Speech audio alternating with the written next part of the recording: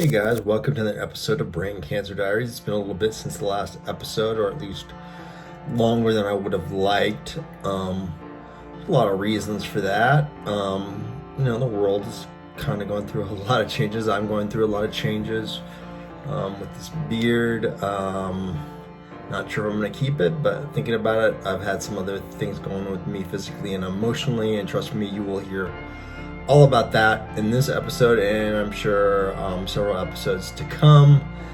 One of the other changes too is you can probably figure out at the start of this particular episode is that somebody I know, another brain cancer patient with a very similar diagnosis to mine, recently passed away.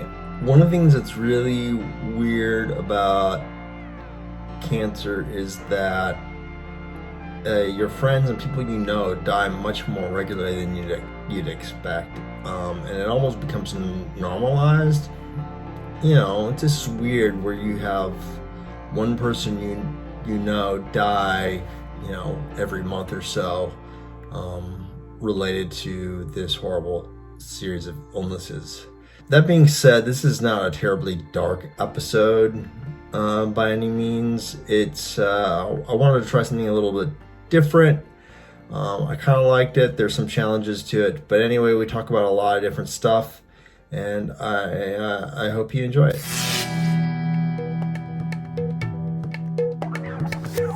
This is Rudy. He has brain cancer. This series is about much more than that, though. It's about people with all kinds of cancers and serious chronic illnesses who might help him process his own diagnosis. Sometimes it's fun, sometimes it's serious, but hopefully it's always interesting.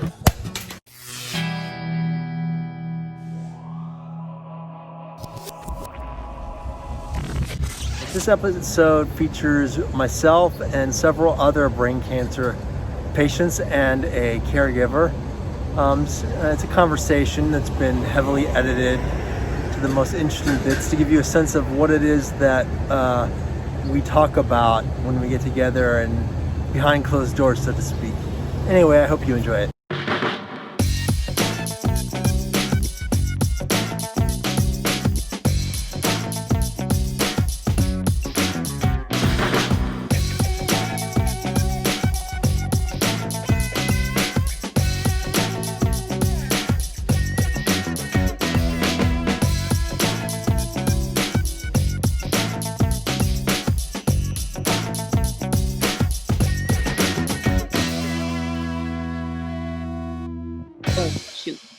Don't put that in the video.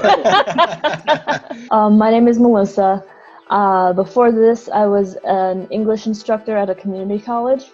I taught composition and American literature. And one day last summer, I had a headache that just wouldn't quit. And next thing you know, glioblastoma grade 4. Since then, I've had 4 surgeries, 3 brain surgeries and a port. And I'm on my 3rd treatment protocol. So you heard Melissa mention a port. In case you don't know what that is, it is a thing that makes giving somebody infusion or an IV line, instead of stabbing into the veins with a needle, they have a little device that's implanted into the body in a couple different spots, and it makes it easier. Basically, medical staff can just plug into that, so to speak. So it's, has its advantages, pros and cons. I've actually been thinking about getting a port at some point just because I have a lot of scar tissue built up in my veins from being poked and prodded so many times. Right below the breastbone. Right before the collarbone. That freaks me out. And you can feel the catheter right here as it goes over the collarbone. It's super gross.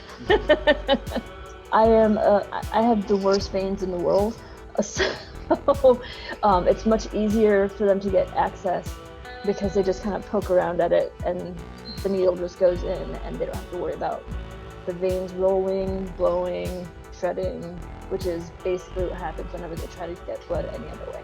In case you're wondering what some of those terms mean, they all pretty much mean what they sound like, and trust me, none of them are very much fun if they happen to you.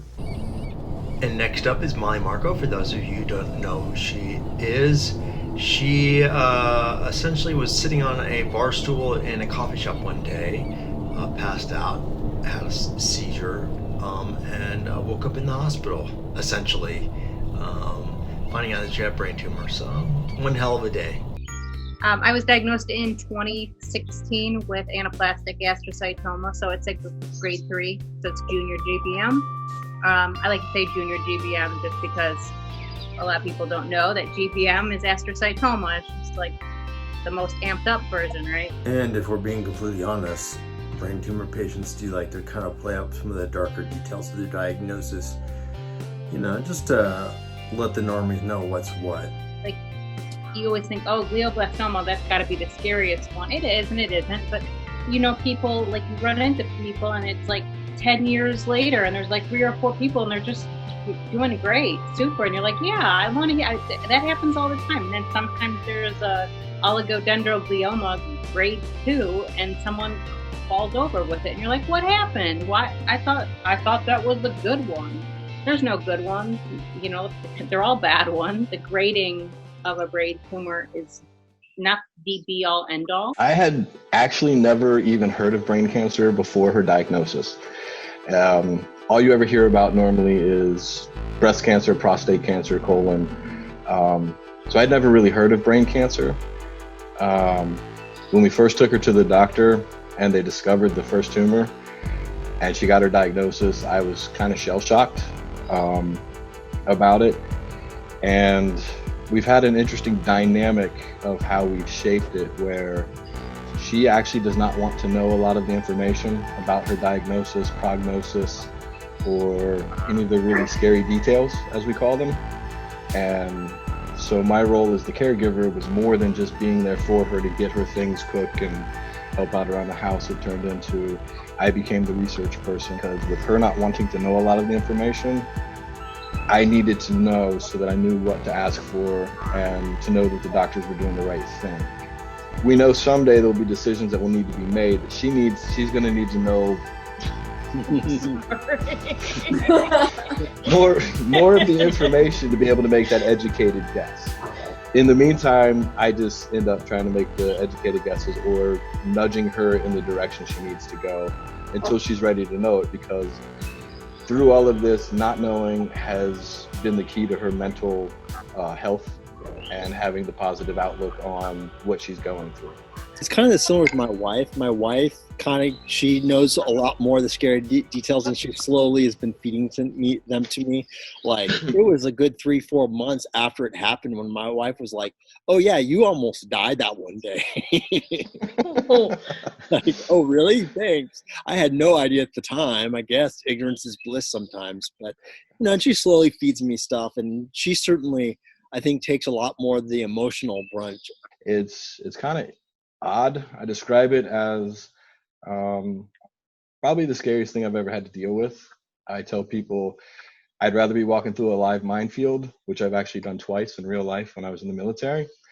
I'm a combat veteran, and it never really scared me. I never really had thoughts about life without myself or somebody else until she got her diagnosis. I had medulloblastoma, which is like a really rare cancer to begin with. And the weird thing is with medulloblastoma, normally kids 0 to like age 5 get it. They have no idea why I got it. It's a tumor in like your 4th ventricle, which is basically was on my brainstem. I was diagnosed the week of my 16th birthday. Wait, what? Think about that. While other kids are going to prom and things like that, you're going to the cancer center. I was actually a dancer, like ballet, like big time. Like that was my life. That's all I did. And so I was sort of not progressing, sort of like getting worse. Like when I would do certain spins and like pirouettes, I would black out, which like I couldn't see. But I knew what I was supposed to be doing, so I could just like keep going. Being diagnosed when you're younger, like in high school, that comes with a whole nother set of like complications, because you're still like, okay, who am I? Like figuring all that out. So Katie spent the next 3 years experiencing various chemo, full body radiation and surgery, including surgery with a thing called the Gamma Knife, which sounds really, really cool, but trust me, it's not cool at all. So after all that was over, Katie says that she was essentially all good, which again you have to consider with cancer people. When they say all good, it doesn't really mean the same thing as what most people think. She had some severe left side mobility issues, but still it was pretty manageable for a number of years. That is until the year 2018. One day I woke up and I was like, oh my God, like my whole side of my face was numb, like up into the top of my head. My tongue was the half of my tongue was numb, and like I couldn't walk. It was bad. So they were like, oh my God, you're having a stroke. So long story short, there was another growth there at the same spot, which after like probably a couple weeks of MRIs, they concluded that it's probably radiation necrosis, which is like all the dead skin cells and like other like things that like from radiation and surgery, like all collected in that spot and like formed a new tumor.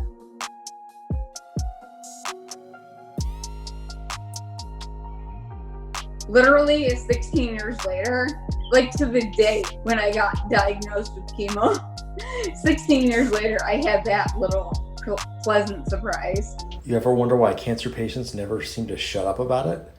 Well, that's because it never really ends. I mean, you can get a tumor removed, it can grow back.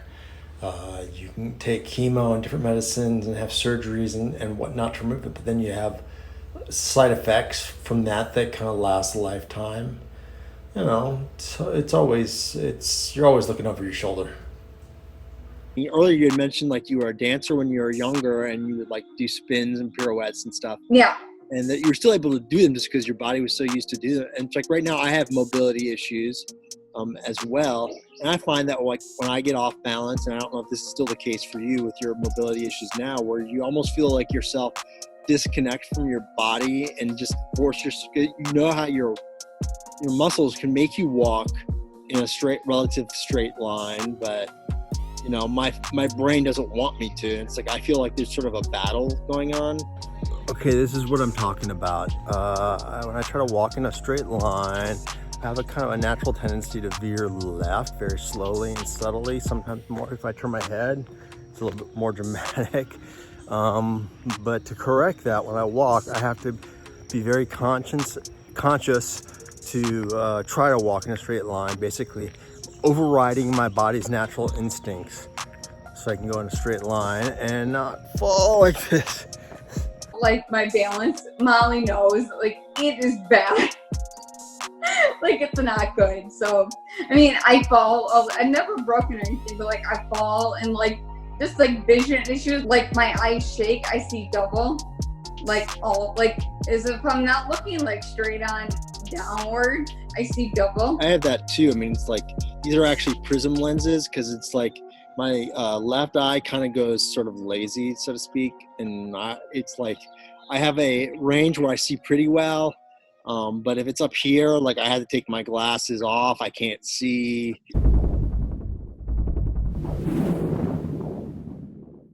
In the 11 months since all this has started, I think we've called her nurse navigator at least 3 times a week to ask questions.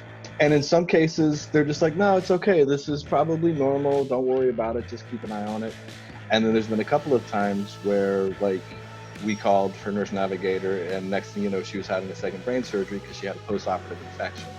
When do you cross the line? When is a symptom and when is it just like a thing that is about you? Like when I'm always walking, I walk into walls constantly to the point it's like a joke.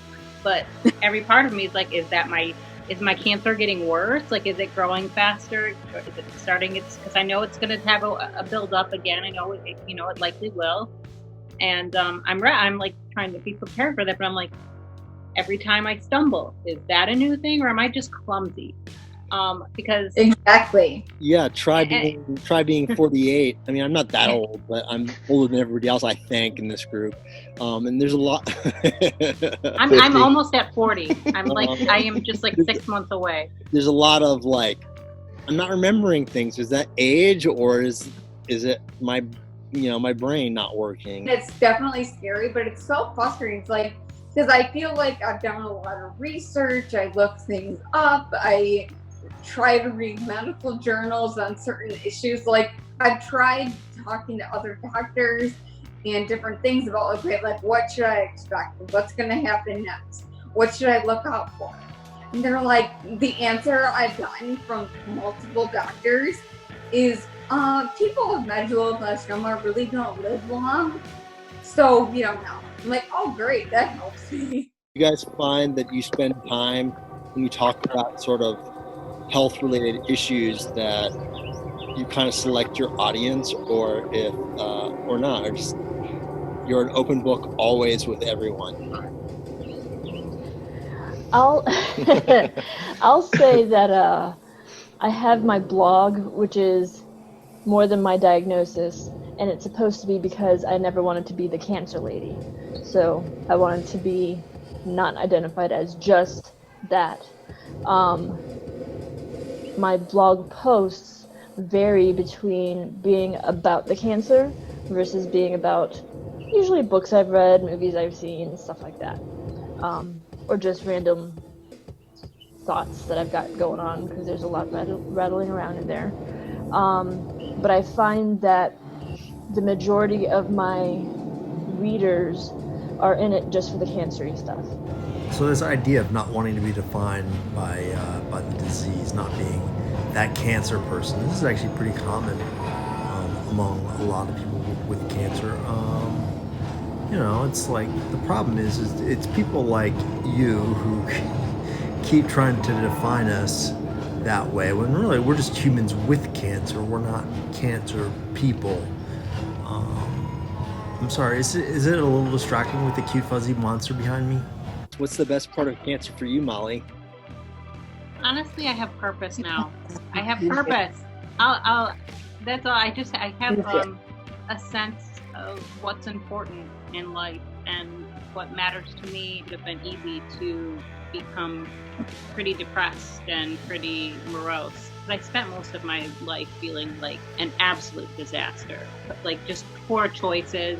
And then this cancer happened, and I remember being in that MRI machine the first time and thinking, and having this very weird, I don't know if it's spiritual or what it was, this moment of knowing that there's two paths and I can choose which path, and they're not wrong. It's not right and wrong. It's just you've got a path, and you can embrace it, or you can kind of be doom and gloom about it. And I was like, okay, well, I'm going to pick the brighter side one, because that's just what works for me, and I'm going to do it. And I feel like I've been helping people and doing more good and enjoying the whole interesting process. To me, it's not necessarily a big stuff festival. It's just my life, and I've met the greatest people, and I'm having probably the best time of my life right now. Did you enjoy the video that you just watched? Then please share it all over social media. And while you're at it, could you also go ahead and subscribe to the Brain Cancer Diaries channel that you're on right now here on YouTube?